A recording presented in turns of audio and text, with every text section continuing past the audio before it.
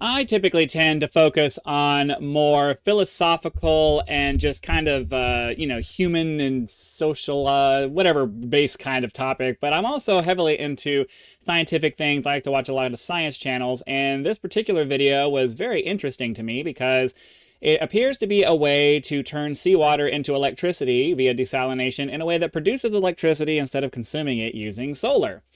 And I think that, if you've been paying attention to solar and renewables and things like that in general, you know that we've more or less moved away from the idea of solar panels by themselves being the thing that we're focused on and more trying to reflect energy and concentrate it into something that's a little bit more cost efficient, using mirrors to reflect sunlight into things. And that is more or less the technology that they're trying to do here.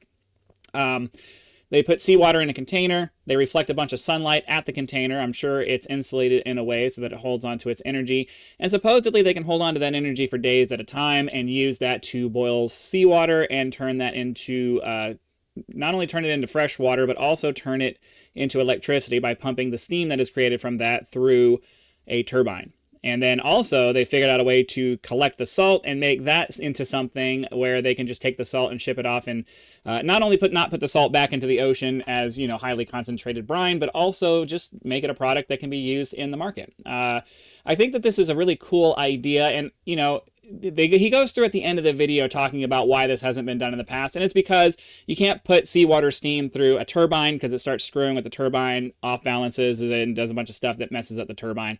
Supposedly, the company has figured out a way to make it work. But I just wanted to highlight this on the channel as something that, in addition to the various philosophical things I tend to talk about, I do want to occasionally cover things that I personally just think are interesting that I'd like to share with you guys as my viewers. And I think that this is a really cool idea. I think that it would be really awesome if they can get this off the ground. Apparently, it's still years away from actually working because they have to go through a bunch of steps to make sure that each part of it actually works as intended and blah, blah, blah, blah, blah. It's a process. You never get anything right away. But it would be really interesting if we start to see these desalination plants popping up around the coasts of various nations around the world, and it turns into something where we're able to not only generate crazy amounts of clean drinking water for people who really didn't have easy access to that before, but it also turns into electricity, and it makes it so that maybe some of the places in, say, Africa who have struggled to electrify because of just the way that the terrain of Africa blocks major travel and things like that.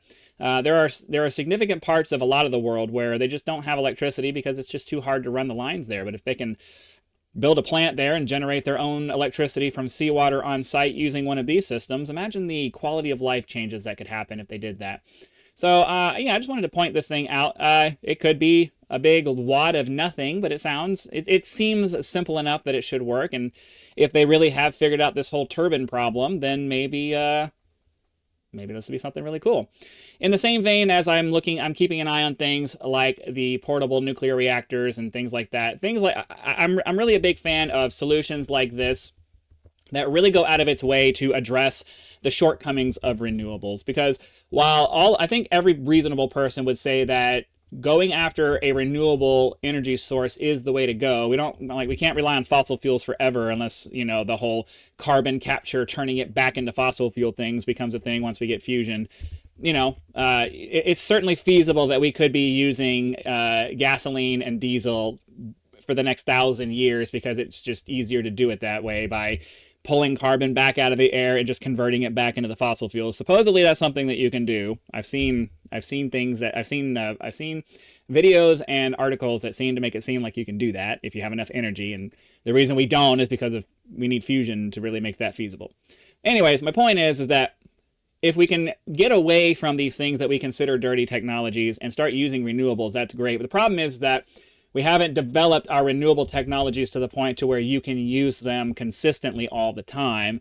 And that's why things like solar and wind and a lot of these other things that we look at tend to not be ideal because we do need some kind of a base load system that allows us to, turn the power on at any time of day, regardless of what the weather's doing or whether it's day or night or whatever. We need consistent, usable power all the time. That's just the way that it is.